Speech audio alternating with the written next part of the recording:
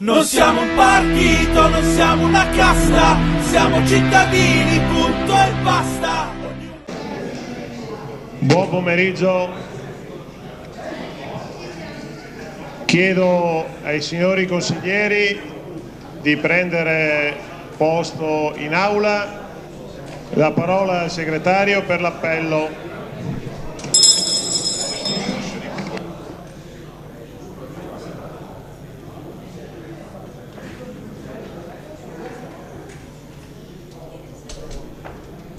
Indisciplinata.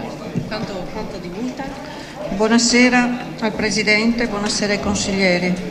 Avezzù Paolo, presente. Bedendo Simone, presente. Bellinazzi Stefano, presente.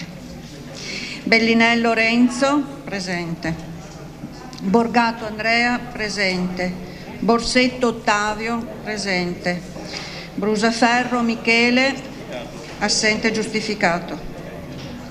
Businaro Barbara, presente. Kendinello, assente. Dov'è? Presente. Conchi Ezio, presente. Contiero Antonello, assente giustificato. Frigato Federico, assente giustificato. Furi Michela, presente. Gioachin Flavio, presente. Guarnieri Aldo, presente. Martinello Michele, assente giustificato. Masin Matteo, presente. Menon Silvia, presente. Montagnolo Angelo, presente. Nalin Giovanni, presente. Ongaro Renzo, presente. Osti Armido, assente giustificato. Paron Claudio, presente. Patrese Vanni, presente. Piva Bruno, presente. Roana Walter, presente. Romeo Nadia, presente. Ruzzante Franco, presente. Salvan Rinaldo, presente. Scaramozzino Giuseppe, Scaramozzino, presente. Settini Nicola, assente giustificato. Sguotti Giacomo, presente. Zanforlini Alessandro, presente.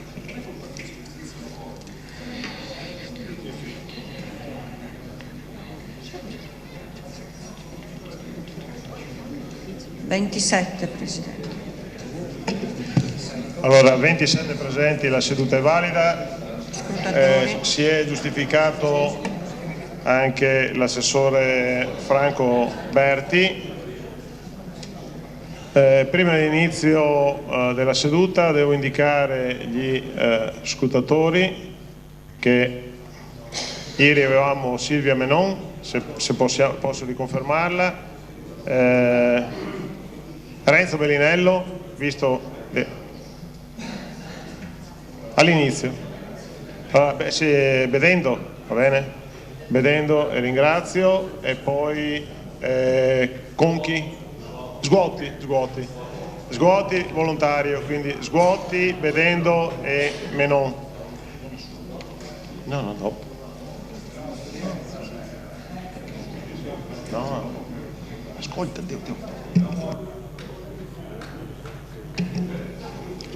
pazienza.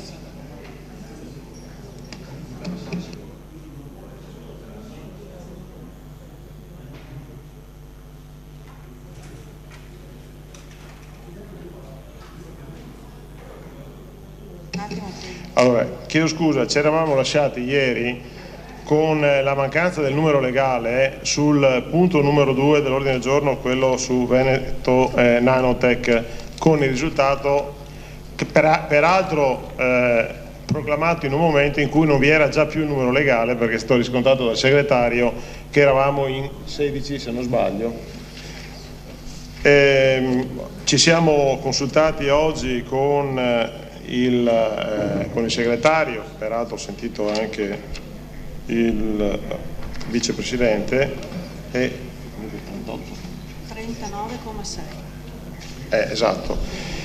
Allora, il punto di ieri non è stato votato e visti alcuni precedenti, marzo 2010 e 28, se non sbaglio, ottobre 2010, 28 ottobre 2010, in cui si è verificata un'analoga fattispecie, cioè di mancanza di numero legale al momento del voto, cioè non prima del voto, proprio verificata attraverso il voto. E in entrambi i casi è stata adottata l'interpretazione dell'articolo 39, sesto comma del nostro regolamento, che dice che quando una seduta va deserta senza aver esaurito l'argomento in discussione, lo stesso sarà ripresentato al primo punto dell'ordine del giorno e successivo Consiglio Comunale. Quindi noi, avendo come successivo Consiglio Comunale la seduta di oggi in seconda convocazione, secondo l'interpretazione del segretario, che magari, e secondo i precedenti, che magari pregherei anche per darmi un conforto tecnico, che non è, ripeto, solo un giudizio politico, ma visti anche i precedenti, la ripresa va con la votazione del secondo punto all'ordine del giorno. Se la cosa è tranquilla, se no do la parola al segretario, ma ripeto, non è che dobbiamo fare discussione su questo, è ripeto, un'interpretazione visti i precedenti e confermato dal segretario generale. Presidente, infatti mi sono permesso stamattina di sentirlo per avere la conferma, a parte che abbiamo gli atti, Presidente, era il collega Montagnolo, è stata adottata già in precedenza questa interpretazione, quindi mi sto adeguando all'interpretazione dell'articolo 39, sesto comma, avuto finora da questo Consiglio Comunale. Segretario, magari se le vuole aggiungere, dopodiché procediamo, perché, ripeto, non c'è su questo tema dibattito alcuno. Sì, allora, l'articolo del regolamento che disciplina questa fattispecie è appunto quello che ha detto il Presidente, cioè il 39,6, che pure potrebbe, dalla lettura che se ne fa, se ne potrebbero trarre anche altre conclusioni, ed è per questo che è stata questa mattina verificata l'attuazione di questo comma dell'articolo nelle situazioni precedenti, e si è visto che se ne è data applicazione nei termini in cui ha detto il Presidente, cioè si è ripartiti in seconda convocazione dal medesimo argomento, in un caso direttamente dal voto, nell'altro caso il 27/10 a partire dalle dichiarazioni di voto, che è stata data la possibilità eventualmente di riproporre. Questo perché questo comma dispone che quando una seduta va deserta senza aver esaurito l'argomento in discussione, ora non c'è dubbio che il voto conclude il processo di analisi di un argomento, però aver esaurito significa aver concluso con una votazione a favore o contraria, cosa che non è avvenuta né in un senso né nell'altro, perché la votazione che ne è scaturita ha semplicemente acclarato l'invalidità della seduta in quel momento. Questo è quanto si è sostanzialmente accertato. È chiaro che se dovessero esserci dubbi, è chiaro che se il Consiglio Comunale volesse darne un'applicazione diversa, è sottoposto all'Assemblea e quindi se ne farebbe oggetto di voto in via interpretativa.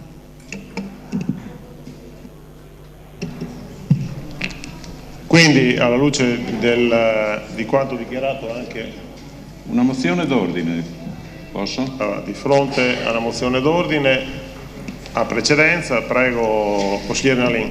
Io, grazie Presidente, ho già avuto modo di scambiare due valutazioni con il Presidente Avezzù in merito a quanto uscito sulla stampa oggi. Chiedo però che il Presidente dia la stessa spiegazione rispetto alla sostanziale irresponsabilità dell'azione di ieri, insomma, con la mancanza del numero legale. Ho trovato soddisfacente la spiegazione, però vorrei che risultasse agli atti, quindi chiedo al Presidente di esplicitare le stesse cose che ha detto a me, altrimenti quello che appare sulla stampa, Presidente. Quindi gradirei che lei rispiegasse a questa assise le stesse ragioni per le quali ha discusso con me di quanto uscito e attribuito a lei attraverso la stampa. Grazie. Montagnolo, però pregherei, se restiamo sul tema, di fronte alla mozione d'ordine, per carità, ha precedenza, dopodiché stiamo al tema, nessuna difficoltà in 2 secondi a dare quella risposta che il consigliere Nalin chiedeva. Vicepresidente Montagnolo. Se mi è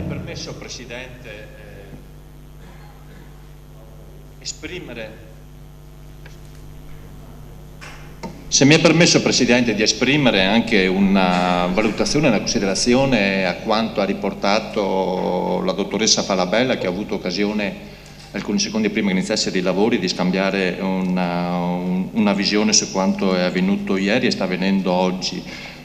Intervengo non tanto per impedire il proseguo dei lavori, ci mancherebbe altro, o creare ostruzionismi, però voglio rettificare un aspetto, deve essere chiaro anche all'Aula. Giustamente lei è andata a vedere i regressi, non sono situazioni identiche a quello che è avvenuto nella giornata dell'ultima avvenuta il 27 ottobre, che ha situazioni del 2010, situazioni simili a questa, ossia quella volta non c'è stata nessuna dichiarazione o proclamazione del voto quando la seduta era stata sospesa per mancanza del numero legale ed è stata ripresa il giorno successivo rimettendola ancora in votazione. La differenza sta che non c'è stato il 27 ottobre nessuna dichiarazione, per cui il verbale è sotto mano, non c'è stata nessuna dichiarazione e proclamazione da parte del Presidente del Consiglio che fungevo all'epoca. Quindi c'è una diversità che è giusto che riporti in aula, perché io non ho assistito ai lavori perché ero fuori, non ero fra i posti del pubblico perché ero nei corridoi, non so cosa sia avvenuto. Bisognerebbe andare o fare ricorso alla memoria dei presenti o andare a leggere i verbali. Sta questa differenziazione.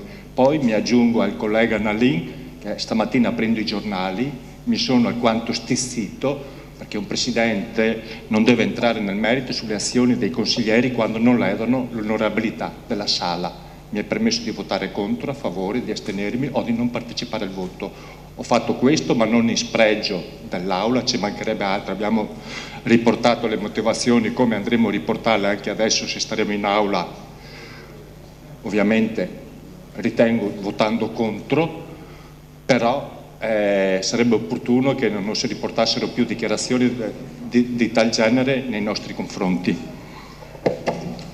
Grazie consigliere Montagnolo, rispondo subito così chiudiamo questa partita. È chiaro che il giudizio l'ho dato ed era una sede politica, non certo come Presidente del Consiglio, e comunque purtroppo, e mi dà l'opportunità il consigliere Nalin di esprimere compiutamente il pensiero, era sostanzialmente quanto aveva espresso l'assessore Zanzirolami nella spiegazione della delibera, cioè il dire che si trattava di una delibera che era partita da un'amministrazione, era stata poi come intuizione ripresa e valorizzata, non per niente abbiamo avuto un centro di eccellenza di Veneto Nanotech durante la successiva legislatura, quindi politicamente, ecco perché non ho parlato come Presidente del Consiglio, quindi nel massimo rispetto delle opinioni uno può votare giustamente, come ha detto il Vicepresidente, a favore, contro, astenersi, non partecipare al voto, l'ho fatto anch'io senza nessun problema, ma politicamente ho dato un giudizio, uno può essere libero di dare dei giudizi, mi sarei aspettato la valorizzazione di quanto anche la precedente amministrazione aveva attuato. Tutto lì, quindi semmai non è stato riportato proprio questo pensiero, però lo ritengo chiuso perché altrimenti diventa un dibattito. No, scusate, la discussione su Veneto Nanotech è chiusa, invece su quanto ha detto il segretario, se l'Aula, tanto per capirci, siccome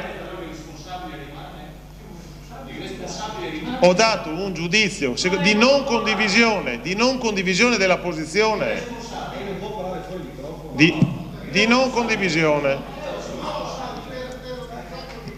Adesso non fermiamoci sui. sui termini e sui riferimenti giornalistici su cui si potrebbe fare tante cose. Restiamo all'oggetto. Se, ripeto, l'Aula condivide la interpretazione data dal segretario, se invece ci sono pareri discordi, tra l'altro uno l'ha espresso già tra virgolette in discordanza il consigliere Montagnolo, c'è l'Aula è sovrana, pongo in votazione la condivisione o meno dell'interpretazione data dal segretario e così tagliamo la testa al toro. L'Aula è sovrana. E come no? Non apro il dibattito su questo, scusate. Come è gravissimo. Allora, scusate, ho già dato la possibilità di esprimere una posizione contraria. No. C'è una, quindi allora c'è una richiesta di, allora, prego consigliere Guarnieri. In base al regolamento per queste cose parla uno della maggioranza e uno dell'opposizione e poi si va al voto, cioè è sempre stato così, non è che possiamo aprire una discussione sull'interpretazione, io come interpreto, parla uno di qua, parla uno di là, poi si vota, non so se siano 3 minuti, 5 minuti e poi fine e basta, non c'è altro da dire, insomma. Stiamo qua se no a farci delle fisime per nulla, insomma. Allora, di fronte alla proposta di mettere al voto, mi pare che Guarnieri ha parlato a favore, c'è stato un commento di Montagnolo, c'è uno che interviene contro l'interpretazione, consigliere Romeo.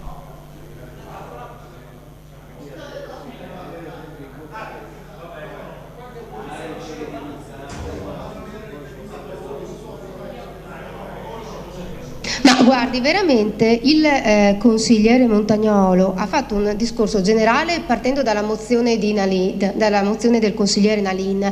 Cioè, se poi quest'Aula non vuole dare la parola all'opposizione su nulla e neanche su una questione di interpretazione, vabbè, insomma, la dice lunga su come il Presidente e questa maggioranza considerano il Consiglio Comunale. Nulla. Ecco, allora, per quanto riguarda l'articolo 39 e il punto 6, per me è chiaro esattamente il contrario di quello che sostiene la segretaria. Ma perché lo dice la stessa segretaria? Perché dice che effettivamente può anche essere data un'altra interpretazione, se non sbaglio è quello che lei ha detto poco fa. Allora, io leggo l'articolo 6, il comma 6 dell'articolo 39, quando una seduta va deserta senza aver esaurito l'argomento in discussione. Noi l'argomento in discussione lo abbiamo esaurito, perché abbiamo addirittura fatto voi avete addirittura fatto la proclamazione del voto, perché a differenza del consigliere Montagnolo, dopo le dichiarazioni di voto, la mia è stata l'ultima, avete proclamato il voto con, ricordo molto bene, 15 voti a favore e un astenuto. Quindi la discussione, che comunque secondo me era già finita quando c'è stata la dichiarazione di voto, la discussione era terminata, tant'è che voi vi siete accorti dopo che non avevate il numero legale. Quindi francamente l'argomento in discussione era esaurito e su questo non mi sembra che ci sia tanta interpretazione, francamente. Mi sembra veramente chiara la questione, quindi mi sembra una forzatura la lettura contraria, perché quello che ha fatto Montagnolo in quella seduta non era questo, perché non c'era stata né la proclamazione del voto né credo tantomeno la dichiarazione di voto. È una cosa molto diversa, perché se non c'è la dichiarazione di voto sono anch'io dell'avviso che non è finita la discussione. Se non c'è la dichiarazione di voto magari la discussione non è finita. Però c'è stata, siamo andati al voto e avete impiegato anche alcuni minuti a capire che non avevate la maggioranza. Insomma, non mi sembra tanto interpretativa la questione. Ringrazio il consigliere Romeo. Solo come precisazione, poi metto in votazione. Ricordo quanto ha detto il segretario generale. Quando vi è stato dato il risultato, la seduta, proprio perché non c'era più il numero legale, non esisteva più. Quindi la proclamazione di voto era relativo a un non voto. L'argomento, allora, si esaurisce col voto, il voto non c'è stato, comunque l'Aula è sovrana. Quindi pongo in votazione l'interpretazione data dal segretario generale. Favorevoli all'interpretazione data dall'articolo 39 sesto comma?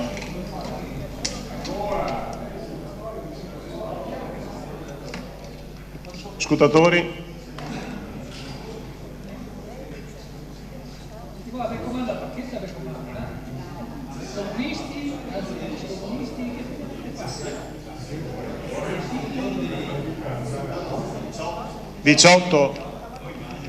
Diciotto favorevoli, contrari,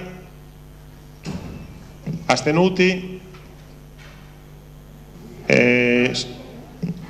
Contrario era Montagnolo? No, favorevole. Se potete dire gli astenuti. Allora, Businaro, Furin e Masin. Nalin, non ho capito il voto di Nalin. Nalin non partecipa al voto, però è rimasto in aula. No, la partecipazione, quando uno resta in aula il voto è considerato di astensione. Tanto per essere concreti. Quindi c'è anche Nalin astenuto, perché è rimasto in aula. Vabbè, non partecipa al voto. Astenuti Masin, astenuti Masin, Furin e Businaro. Pongo in votazione il punto numero 2 all'ordine del giorno. Favorevoli?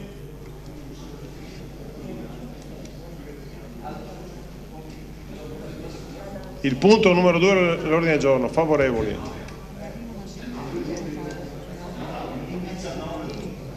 (19) favorevoli. Nalin e Masin sono dentro, votano, non votano, cosa fanno? Contrari? Nessuno. Astenuti? 1. Masin. Nalin continua a non partecipare al voto, ecco, addirittura si allontana nell'aula meglio.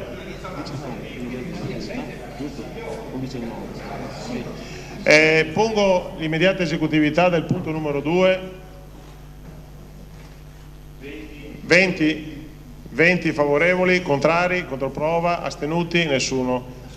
Grazie. È una pregiudiziale? Sì. Volevo chiedere il rinvio dei punti 4 e 5 previsti all'ordine del giorno, visto che l'interpretazione normativa ad oggi non esiste ancora, quindi sarebbe impossibile fare una discussione adeguata su quei due punti.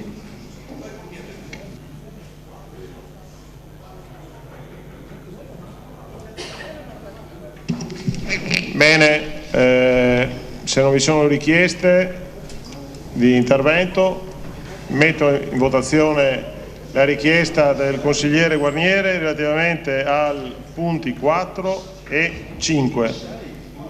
4 e 5. Perdoni Presidente, 4, 5 e 6. 4, 5 e 6. Peraltro devo dire che sul punto numero 6, e comunque siamo già in votazione, per correttezza devo dire che vi era anche una richiesta da parte del primo firmatario Federico Frigato, e ad altri firmatari l'avevo anche letto, e tutti condividevano la richiesta. Nel caso specifico, devo dirlo per correttezza, Menon, ecco qua, Nadia Romeo, Silvia Menon, Giovanni Nalin e Matteo Masin condividevano sul rinvio del punto numero 6, proprio perché il primo firmatario Federico Frigato lui stesso aveva richiesto in quanto assente il rinvio. Comunque, ripeto, se la richiesta del consigliere Guarnieri è relativamente, e quindi si sposa con la richiesta di Frigato del rinvio dei punti 4, 5 e 6, metto in votazione questa richiesta. Quindi chi è favorevole al rinvio?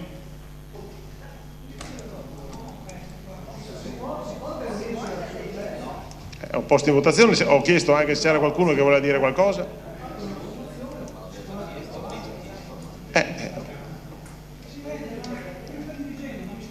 No, si sta dirigendo, scusi, se qualcuno va a spasso in corridoio non è colpa mia, l'aula continua i propri lavori, resti in aula e così segui i lavori. Siamo in votazione, scusate, Montagnolo Docet, siamo in votazione.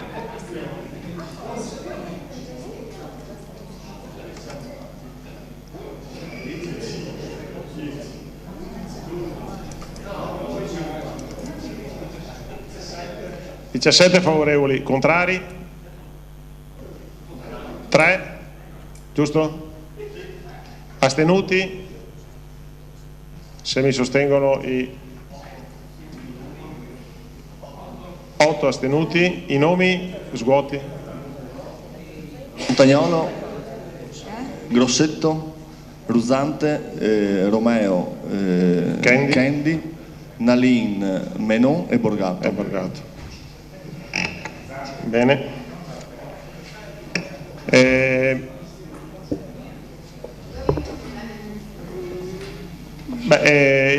Successivamente abbiamo il punto numero 3.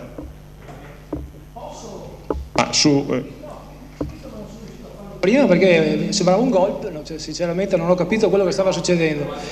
Allora, io vorrei sapere dall'avvocato Guarnieri, visto che è un noto giurista, che mi dia l'interpretazione di quello che ha detto prima. Non ho capito cosa hai detto. No, guardi, scusi. Avete votato. L'ho ripetuto anch'io al microfono, quindi non è che scusi un attimo, se uno si inventa una cosa, l'aula deve prenderne atto per forza. Chiedo scusa, la cosa è stata chiara, ripetuta, non per niente vi è stato un voto e penso che anche lei sappia su cosa ha votato, altrimenti io mi sono opposto a una cosa che mi riguardava, visto che si parlava delle mozioni che abbiamo presentato noi. Esatto. Lì. Volevo sapere semplicemente, visto che l'ha motivato, sì, che mi ripetessi in base a che cosa secondo lui non esiste una nota interpretativa, da parte di chi? Va bene, allora ad adiuvandum ripete le motivazioni, peraltro su un voto già avvenuto, quindi però per carità, prego, avvocato Guarnieri. Io ho chiesto il rinvio della 4 e della 5 in quanto ritengo che ad oggi, non essendovi ancora delle interpretazioni normative che ci aiutano, o scusa, delle norme che ci aiutano ad interpretare correttamente la normativa in merito, a mio giudizio non è ancora, ho capito, insomma questa è una mia idea, dopo convengo o non convengo, ecco, per quello che riguardava invece l'altra, parlando con il Presidente, c'era stato fatto presente prima che era anche intenzione dei firmatari di rinviare, visto che uno dei consiglieri, il primo firmatario Federico Frigato, ha chiesto esplicitamente di poterla rinviare, e quindi, come chiamiamolo così per non star lì a fare 4, 5, 6, ho aggiunto anche il 6° punto all'ordine del giorno per fare una votazione che fosse unica, punto. Dopo puoi convenire, non puoi convenire, ma sì, non so cosa dirti, cioè, funziona così. Ecco, ci tengo a precisare che non è un golpe, perché dipende, perché se il golpe è che finché tu sei con una lì dietro il confalone a parlare, oppure quindi gli altri sono fuori poi tornano dentro, cioè la vita va avanti, insomma, rendetevene conto, insomma. Chiedo scusa, non si può fare il dibattito su un tema che abbiamo già esaurito. Qual è il fatto personale? Dica il fatto personale.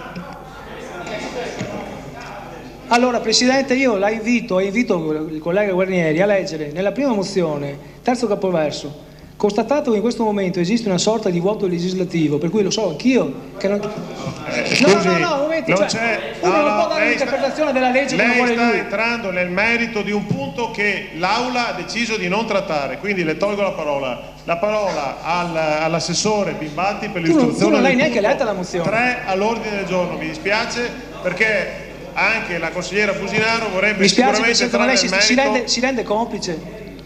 No, guardi, la parola al signor Bimbatti.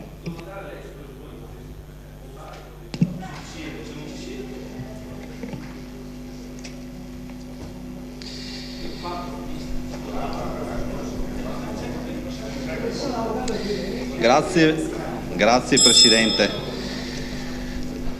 Allora, argomento all'ordine del giorno di oggi è una variante, andiamo ad approvare una variante che è stata adottata dal Presidente del Consiglio Comunale, e la portiamo oggi prima della pausa estiva proprio per confermare che c'è la volontà anche di questa amministrazione di proseguire nell'iter che consentirà la realizzazione di edilizia residenziale all'interno di un programma sperimentale regionale per l'edilizia residenziale 2007-2009.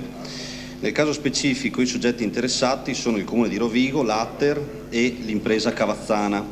La presente delibera è stata adottata con deliberazione di Consiglio Comunale numero 32 il 1° aprile 2011. A seguito di questa adozione è stata presentata un'osservazione da parte della stessa ditta che realizzerà l'intervento, e quindi noi dovremo andare ad approvare praticamente questa stessa delibera con le osservazioni presentate. Le osservazioni ovviamente le lascerò spiegare all'architetto Ferlin, che ringrazio, e poi successivamente, non essendo presente il Presidente di Commissione, ci sarà un componente della Commissione che spiegherà quella che invece è stata la proposta della Commissione. Per la spiegazione tecnica lascio quindi la parola all'architetto.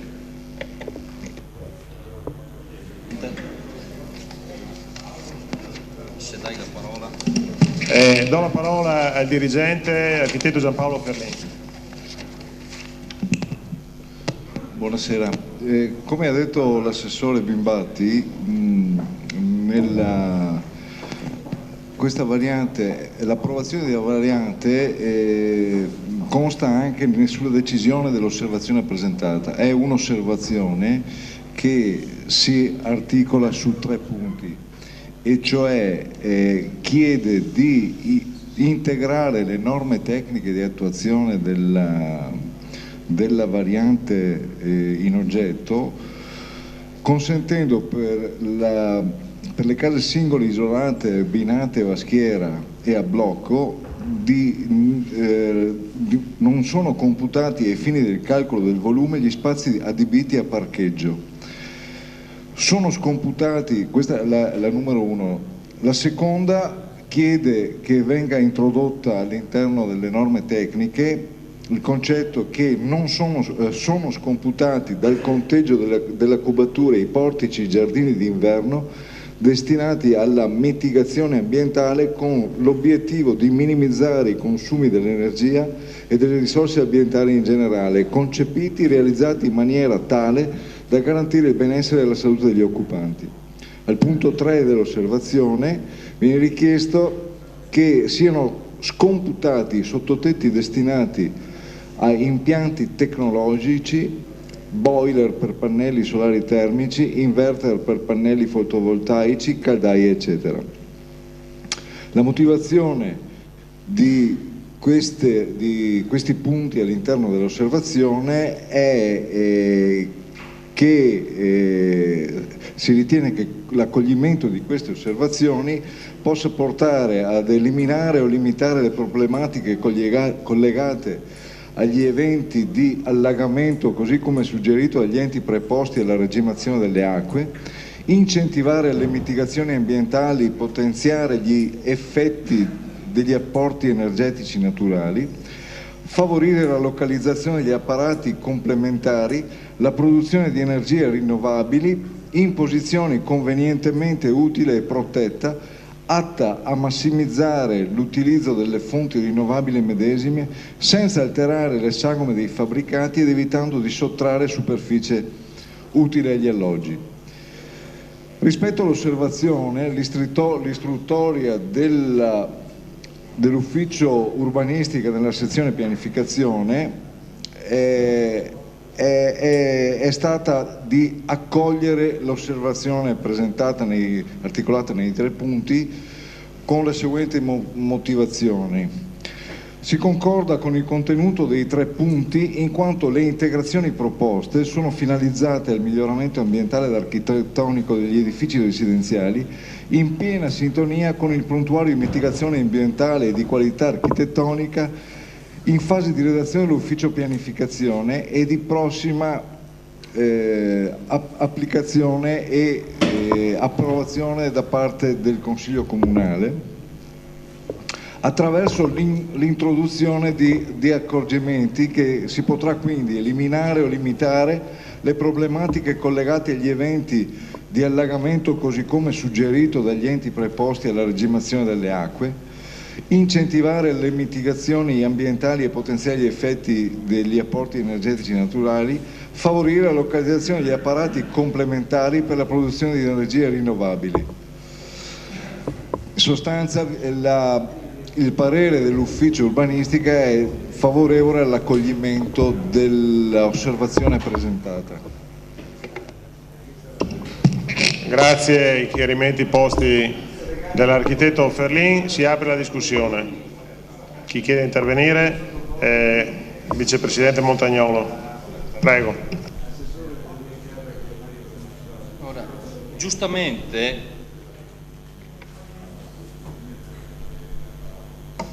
Ora, giustamente dice l'assessore che dovremmo adottare approvare, esatto, grazie della precisazione, questa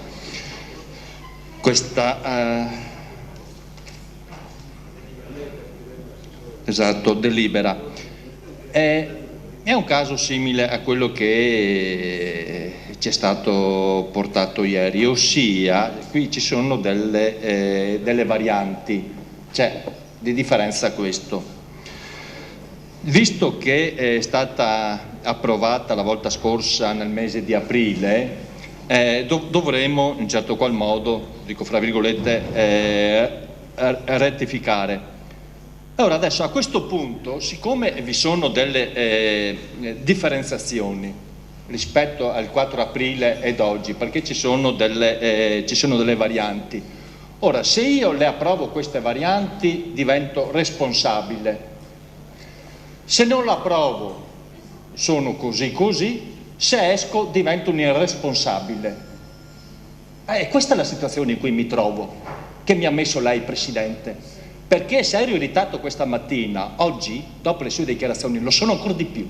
Io non mi sono mai sognato e permesso di additare chi assumeva una determinata iniziativa, anche quella di uscire dall'aula, di fare dichiarazione stampa negative nei loro confronti. Cosa faccio adesso io? Mi dica lei cosa faccio. Non faccia battute se sono nei miei confronti, Episcopo, Assessore. Si risparmi le battute nei miei confronti. No, allora sentiamo le battute di Episcopo, dopo intervengo io, Presidente. Assessore, ascolti l'intervento del consigliere Montagnolo. Sto facendo una considerazione. Allora, io colgo perfettamente l'invito dell'assessore Bimbatti, che è quello che dice che dovremmo assumere questa delibera, che riporto io che ci sono delle diversità rispetto alla volta precedente, nel mese di aprile, che avevamo approvato, almeno parlo da parte mia. Se adesso io non le approvo, mi trovo domani sui giornali che sono irresponsabili, tanto più se esco. Quindi asteniamoci allora di fare dichiarazioni di valutazione nei confronti dei consiglieri se non fanno delle mancanze o manchevolezze che sono di estrema gravità. Io li invito a questo, anche perché delle diversità rispetto a in aprile, adesso ce l'ha detto l'assessore Ferlin, ce ne sono. Io mi accingerò ad ascoltare anche chi ha partecipato ai lavori della Commissione, poi per fare delle mie valutazioni e considerazioni, poi per esprimermi anche. E dell'invito è che ci si astenga poi di assumere posizioni, tanto più con le conferenze o dichiarazioni stampa. Ecco, era questo che volevo riportare, perché non ho ancora digerita la dichiarazione che lei ha fatto prima sull'assunzione delle posizioni apparse sulla stampa, perché è un aspetto delicato, anche questo quello che propone, perché è un impatto ben forte, sostenuto, dove le proprietà hanno chiesto delle modifiche che non sono cose insignificanti, che merita una discussione, un confronto, tanto più ascolterò con attenzione chi ha fatto parte dei lavori della Commissione, che per irresponsabilità mi hanno detto che hanno mantenuto anche il numero legale, quindi hanno dato un segno anche di maturità sia politica e anche sotto un certo aspetto morale, e non dovremmo andare a penalizzare poi le scelte che andremo a fare sia un versante o nell'altro con valutazioni leggere, tanto più perché si vuole a tutti i costi, probabilmente è un'indicazione che do io, forzatamente sulla stampa il proprio nome tutti i giorni. Andiamo cauti prima. Grazie al consigliere Montagnolo. L'ha fatto anche lui durante il suo mandato di darsi la parola. Mi do la parola come fatto personale, così chiudiamo la questione una volta per tutte. Mi sembrava di avere risposto, e solo che sia state, come dire, c'è stata un'insorgenza e non sono riuscito a esprimere il concetto, e così lo chiudo una volta per tutte. Nessun tipo di giudizio per quanto riguarda l'azione dei singoli consiglieri, nei cui confronti vi è sempre il massimo rispetto, non solo da parte del Presidente, ma anche da parte di Paolo Avezzù come consigliere comunale e come politico. Ho solo espresso un giudizio politico su un tipo di azione, su un tipo di come dire, parere espresso su una delibera, ma assolutamente il rispetto per quanto riguarda il comportamento in aula dei consiglieri. Se è questa l'interpretazione che ne è venuta fuori dalla stampa, non ho nessun problema di rettificare dicendo che questa è la mia posizione. Se qualcuno si sente offeso, chiedo scusa, nessun problema. Tanto che così il caso è chiuso e ritorniamo nella normale logica di confronto, e mai mi sognerei, ripeto, di dare dell'irresponsabile a persone come i due che sono intervenuti. Sì, ma i giornali, e chiudiamo, se dovessimo chiedere scusa tutte le volte che i giornali scrivono qualcosa di diverso, lasciamo perdere. Giustamente Nalin e anche Montagnolo avevano chiesto i riferimenti in quest'Aula il chiarimento penso che ci sia stato abbondantemente. Chiuso il fatto personale, quindi restituisco la parola all'Aula, se ci sono altri colleghi che intendono intervenire. Sguotti. Come componente della Commissione, poiché il Presidente Contiero sapeva che non ci sarebbe stato oggi a discutere la delibera, aveva incaricato il consigliere Nello Kendi appunto a discutere la delibera, quindi prego consigliere Kendi di intervenire, grazie. Ha chiesto la parola però prima il consigliere, no, dà la precedenza, benissimo, grazie Nalin. Allora la precedenza al consigliere Kendi, poi si è prenotato Nalin. Sì, brevemente, perché pensavo che con l'architetto Ferlin la illustrasse un po' più ampiamente il problema, perché le norme tecniche di attuazione, che sono articolate su 5 punti, vengono di fatto ampliate con queste osservazioni, queste 3 osservazioni che nella Commissione sono state attentamente soppesate, ma alla fine, tanto per essere conciso, avevamo concluso che la prima fosse da respingere, la prima osservazione, cioè la richiesta di non considerare nel volume i garage, mentre di accogliere l'osservazione seconda e la terza, anche se su questa era opportuno, sarebbe opportuno, direi, anzi necessario, architetto Ferlin, che si precisasse di quanto comunque viene ad essere ampliato la superficie edificabile, almeno per quanto riguarda i metri cubi. Grazie Kendi, ha chiesto Nalin. Prego. Grazie Presidente. Io in Commissione mi sono dichiarato contrario e preciso anche le ragioni, perché credo che serva così per meglio capire un po' tutti, almeno per come l'ho interpretato io, dove sta un punto di criticità. Il fatto di votare contro oggi automaticamente non implica che l'azienda in questione non abbia a procedere, ha già l'autorizzazione che è stata data dalla precedente amministrazione, quindi c'è già una delibera in questo senso. Il punto è che l'azienda ha fatto delle osservazioni che sono quelle che l'architetto ha prima esposto, in qualche modo citando alcuni problemi legati al rischio di allagamento. Il rischio di allagamento a Rovigo c'è un po' dappertutto, ad essere sinceri, il che significa che noi, accogliendo queste osservazioni, finiremmo per costituire un precedente attorno al quale qualsiasi altra azienda potrebbe chiedere e vedersi accogliere la richiesta di in parte derogare dagli attuali parametri. Allora io credo che questo principio non vada stabilito perché è rischioso. Il fatto che non si vada in deroga sulla questione dei parcheggi, come è stato approvato, accolto in commissione, ripeto, con il mio voto contrario, e invece si accetti la deroga sostanzialmente sui sottotetti o sui giardini d'inverno come vengono definiti e sui portici, porticati, mi pare molto piratesca, se posso dire così.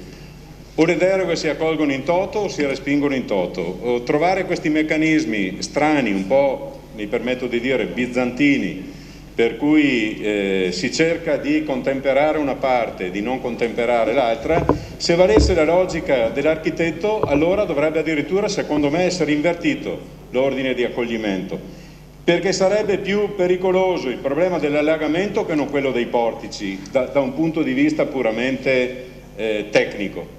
Siccome però ritengo che ci siano queste condizioni che addirittura rischiano di andare in deroga, in contrasto con il piano regolatore generale, per quanto mi riguarda riconfermo anche in Consiglio il mio voto contrario sull'accoglimento delle osservazioni presentate dall'azienda. Grazie al consigliere Nalin. Mi sembrava Paron nell'ordine e poi Gioacchini. Dal pubblico non si può intervenire, prego. Si faccia eleggere il Consiglio Comunale, poi potrà intervenire. Prego. Paron. Sì, la discussione è stata fatta nei termini che ha detto sia il consigliere Kendi sia il consigliere Nalin. Però io credo che il dirigente Ferlin debba dare anche delle assicurazioni al Consiglio, e la faccio breve. L'impresa, perché così mi sembrava di aver capito fosse iniziato il discorso, rischia di perdere le agevolazioni e i fondi regionali, perché mi sembra che il carattere urgenza della convocazione della Commissione per questa delibera andasse verso questi criteri. Abbiamo visto e accertato che effettivamente, essendoci già una delibera che praticamente mette d'accordo in un stato di programma, concordato di programma fra ATER, Comune e Regione, praticamente questa possibilità non c'è e non vi sarà. Si dice nella delibera che deve iniziare i lavori entro il 31 dicembre di quest'anno, mi pare, per cui se questo forse è il criterio che ha dettato il carattere di urgenza da parte della richiesta per andare verso questa delibera. Quindi prima di tutto sgombriamo il campo, non c'è nessuna difficoltà per l'azienda se queste richieste praticamente non saranno accettate, e su questo noi abbiamo lavorato. Ci siamo chiesti ma perché queste richieste non sono state fatte subito, potevano essere fatte anche l'anno scorso. Noi, Commissione Nuova, capiamo anche e siamo tirati in ballo all'ultimo momento, ci siamo trovati un po' a malpartito in questa situazione, e forse anche il carattere d'urgenza con poco tempo a disposizione non ci ha dato modo di chiarire bene tutta la situazione. Io resto un po' sbigottito che l'ex presidente del Consiglio Comunale Montagnolo dica qui ci sono dei pericoli, per cui ditemi, mi dica lei, assessore, mi dica lei, Presidente, come mi devo comportare, perché se voto magari mi presto a delle situazioni conflittuali, se non voto oppure se esco a un certo punto mi dite che sono un irresponsabile. Non ho capito sinceramente quali sono i pericoli che intravede il consigliere Montagnolo, forse perché siamo appena arrivati, forse perché non siamo addentrati bene nella materia, forse perché ne avete discusso meglio l'altra volta. Io vorrei che il consigliere Montagnolo ci dicesse quali sono i pericoli che lui intravede.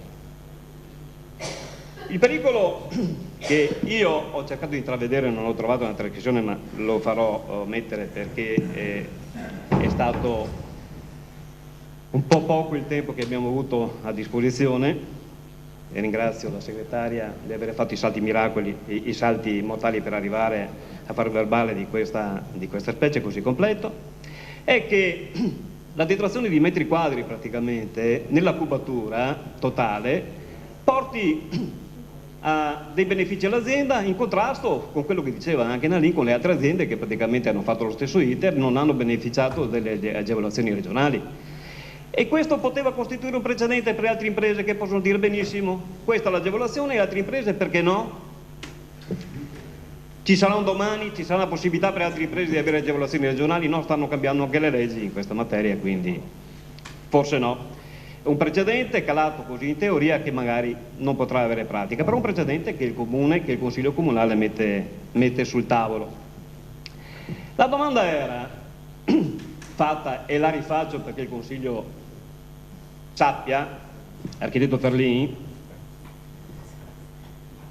diminuendo la cubatura, se noi accettassimo in toto tutta la situazione, i 3 punti, anche qui sono d'accordo con Nalin, accettarne 2 e non accettare il primo, forse il più accettabile visto il pericolo di acqua nei sotterranei,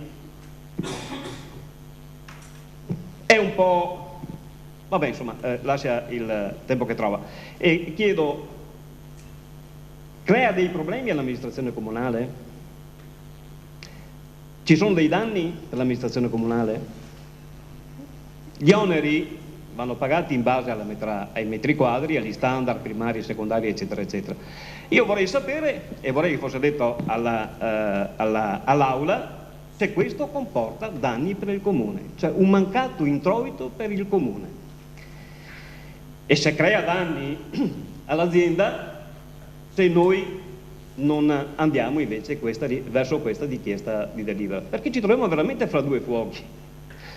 Fra la possibilità di essere tirati in ballo perché non abbiamo dato un'agevolazione all'azienda che gli spetta, magari un concordato con l'azienda, pure dal punto di vista anche etico, poi fra l'altro una regione che si mette a disposizione e un comune che invece ferma la richiesta.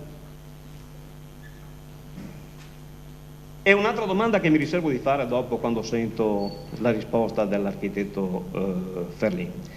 Invece ci terrei a dire che i responsabili, dal momento in cui andiamo a deliberare, siamo noi consiglieri comunali. Però non bisogna dimenticare che c'è un senso di responsabilità per la legge Bassanini che va in capo completamente agli uffici, al dirigente, e dal momento che il dirigente e il suo staff di lavoro ha dato un parere favorevole, io credo che praticamente noi possiamo basarci anche su questo. Sì, mi riservo poi di entrare nell'argomento quando Felice avrà risposto. Grazie. Aveva chiesto il consigliere Flavio Gioachin, prego. Grazie Presidente, buonasera a tutti.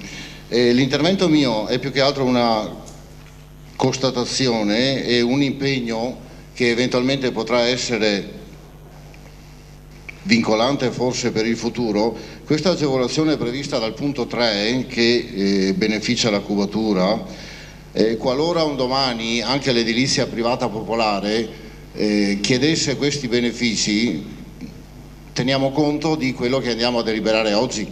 È un'osservazione più che altro a capire quali sono le importanze che questa nostra eventuale delibera può portare per chi in futuro dovesse mettere mano o fare qualche cioè decidere di chiedere questo beneficio in relazione all'immobile che andrà a costruire.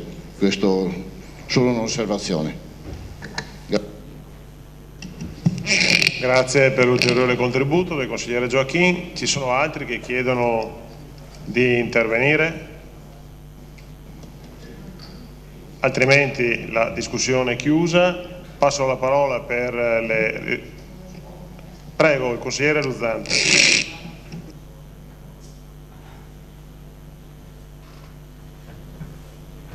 No, aspettavo anch'io la risposta alla domanda che ha fatto Baron da parte di Ferlini, al quale aggiungo anch'io, cioè vorrei capire se è possibile, quanto può incidere questa delibera sull'aumento di cubatura poi effettivo, cioè quanto ci guadagna sostanzialmente l'impresa o l'azienda sostanzialmente con questa delibera, cioè quante cubature in più può realizzare sia nel caso solo se accettassimo la prima parte, come era detto, cioè accettassimo la prima parte, quella dei garage, e poi in quella dei sottotetti, cioè quanto nella sostanza, e dopo mi riservo l'intervento, cioè vorrei capire bene, insomma, se fosse possibile, Presidente, cioè in termini anche concreti, quanto ci guadagniamo, quanto ci perdiamo come impresa. Grazie.